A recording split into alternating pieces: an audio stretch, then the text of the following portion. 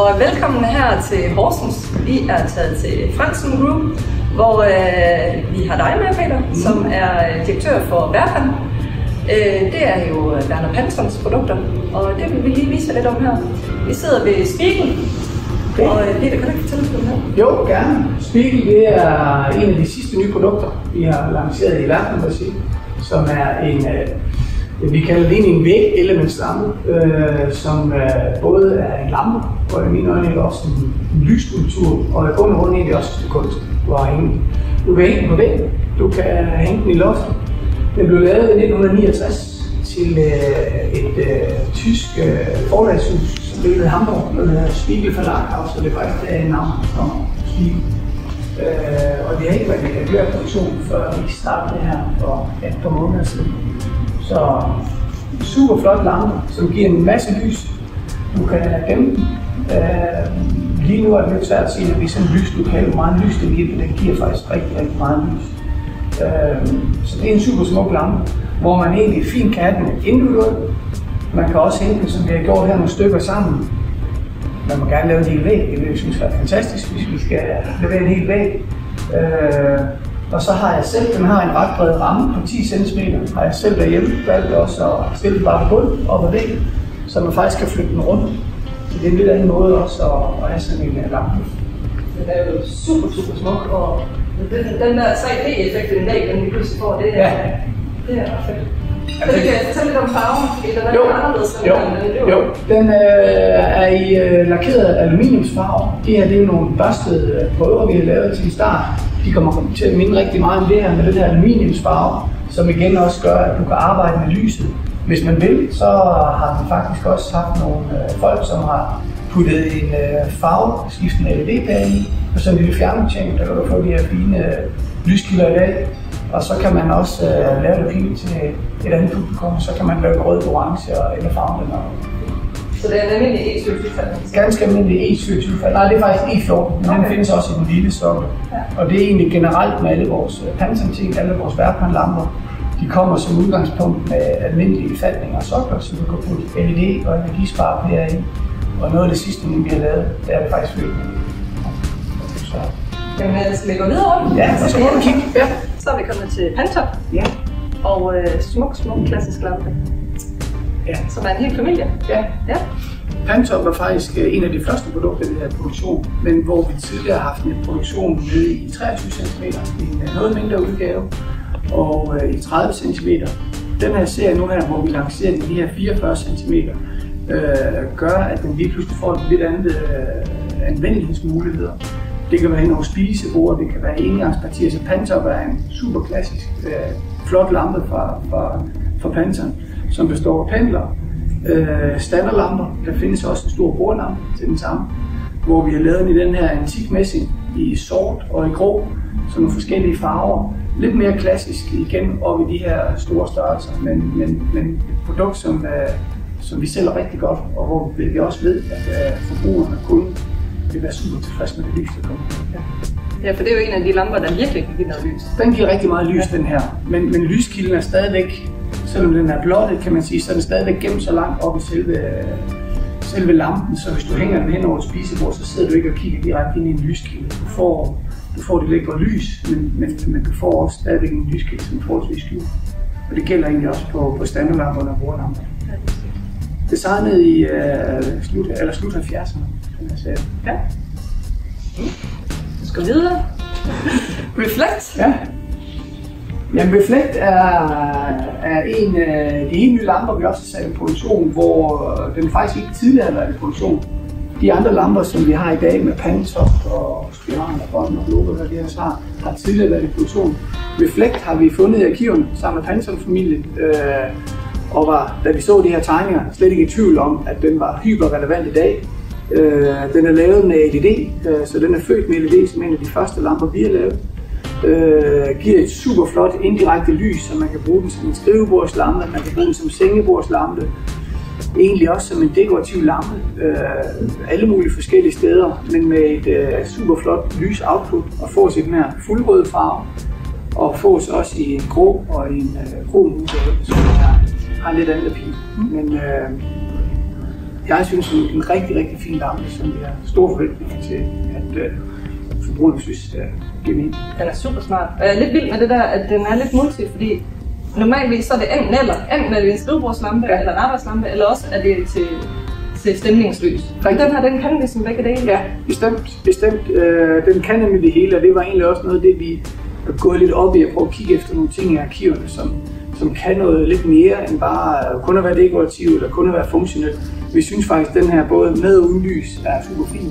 Hvis man lægger mærke til, så er undersiden her også hvid, og så oversiden er farvet, og det er også igen for, at vi giver et ordentligt lysoutput, fordi hvis vi laver den rød på undersiden også, så vil vi slet ikke få den samme lyseffekt ud af det. Så det, der også er vigtigt i dag, det er, at vi får skabt nogle lamper, som folk virkelig kan assistere.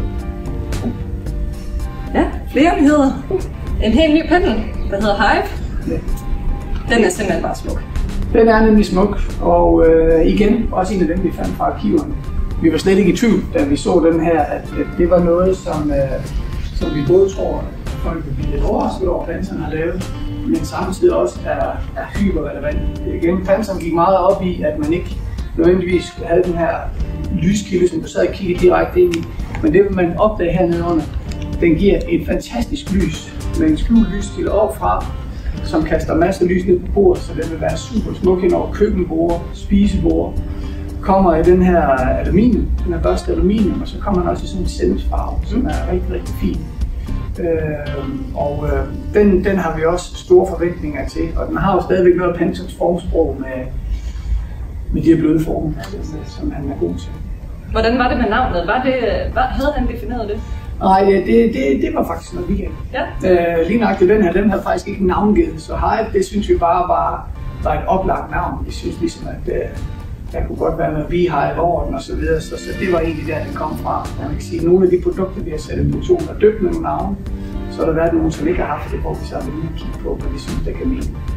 Det der også er, ligesom der er på alle vores andre produkter, sådan helt diskret heroppe, der er Werner Pansons signatur, der er graveret ind i lampen, og det er det egentlig for alle produkter, man får fra os, der er en lille Pansons signatur indgraveret, så man også ved, at det er en original Panson-lampe. Hvordan, når I så sidder og kigger i de der arkiver, hvordan søren finder I hoved og hale i det, og hvordan bestemmer jeg for, at det her det er bare godt? Altså, det er bare sådan en gebyr? Ja, det er ikke. Altså, man kan sige, det er jo en kombination af, at vi vil gerne, for det første, så er det noget, vi gør i samarbejde med Panson. Det er dem, der i sidste ende bestemmer, hvad vi vil sætte i produktion, og hvad vi får lov til osv. Så det er egentlig noget, vi gør sammen med dem. Men det vi er meget på at kigge på, det er også noget, som giver mening for folk derhjemme. Fordi man kan sige, at Pansons lamper er meget visuelle. Smukke er egentlig langt hen ad vejen næsten lige så smukke. Uden lys i, som vi er med lys i. Men vi har også prøvet i den her runde, så vi kunne finde nogle lamper, som gav lys. Som virkelig gav opfylde nogle behov, som vi kan se, at folk ville gerne have nogle Panson lamper hen over spise. Og der var sådan en som det her. En af de her ting, der har vi måske noget, som kan klare den del. Det er en spændende proces. Det er en super spændende proces. Sådan en proces, der den har taget fra vi så tegningerne første gang, til vi kom i mål. Det har taget omkring 12-13 måneder, tror jeg. Så det tager noget tid, og der er 7 forskellige værktøjer bare i sådan en lampe. Det der mange gange ser simpelt ud, det er typisk det, der er sværest at lave. Den reflektlampe, som vi så før også, det har også taget lang tid at få den til at stå så stramt, som den også skal. Men der er det skal være jo. Men meget godt det med, at du siger, at det er i samarbejde med familien. Fordi vi har faktisk haft en kunde engang, som sagde, nu havde de lavet den der limited edition med globen, og hvad vil han tænke om det? Jeg tror, det er ret vigtigt at fortælle om, at det her, altså der er ikke noget, vi laver, som ikke er i samarbejde med Panson. Det vil nok også gøre, at Werner, hvis man ser Werners historik og tid, han har arbejdet rigtig meget med farver. Han har arbejdet rigtig meget med materialer. Han har vel den designer af verden, som har arbejdet med flest forskellige materialer. Lige fra træ og marmor og akryl og plast og metal og stål og sten. Han var virkelig all over the place.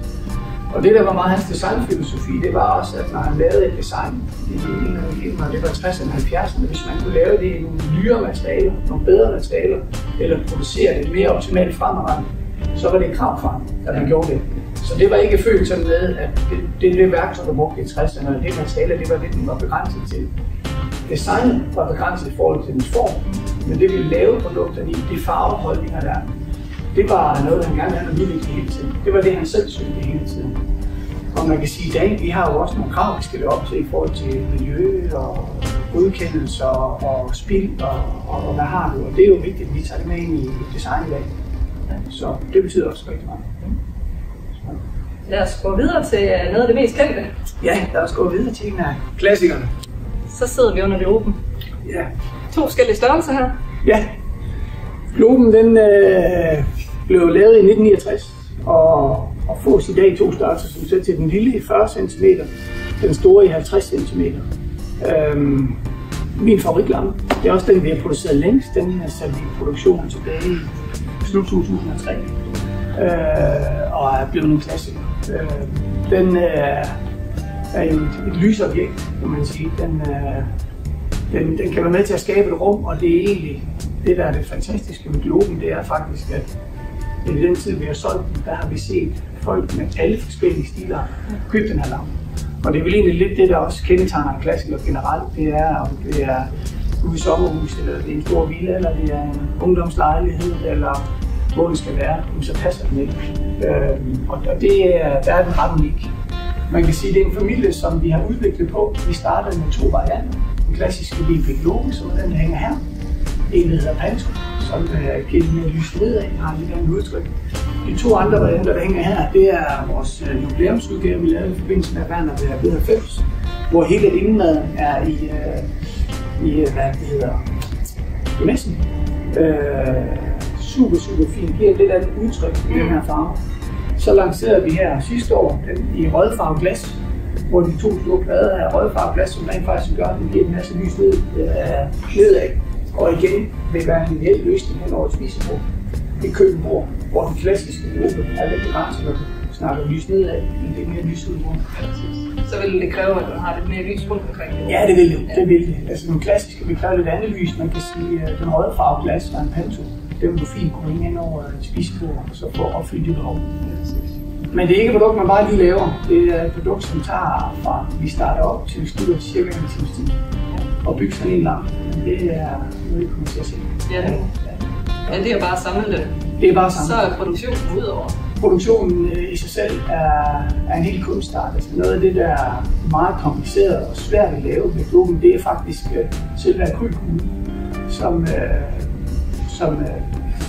bliver lavet nogle voldsomt store værktøjer og kræver en helt anden produktionsteknik, som kan være en kunstart i sig selv. Indmaden er håndpolerede aluminiumsplader, som vi laver her lokalt, som står og bliver håndpoleret og går rigtig fint.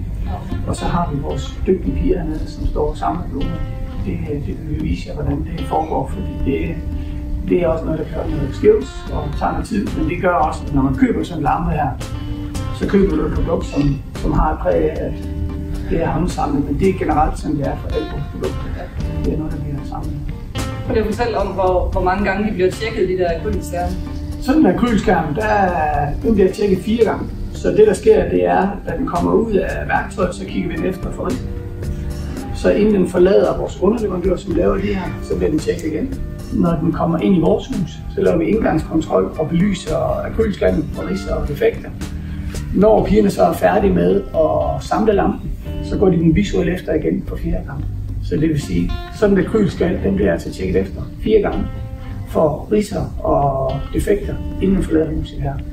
Og det er også igen for at sikre, at folk får et produkt, som er i orden. Man skal selvfølgelig passe på, når man samler sådan en lampe, og være lidt forsigtig, men hvis man gør det, så er det den. Så nu vil jeg så vise jer, hvordan de bliver samlet det her, fordi det er simpelthen imponerende at se. Det er virkelig håndværk. Så følg med. Ja.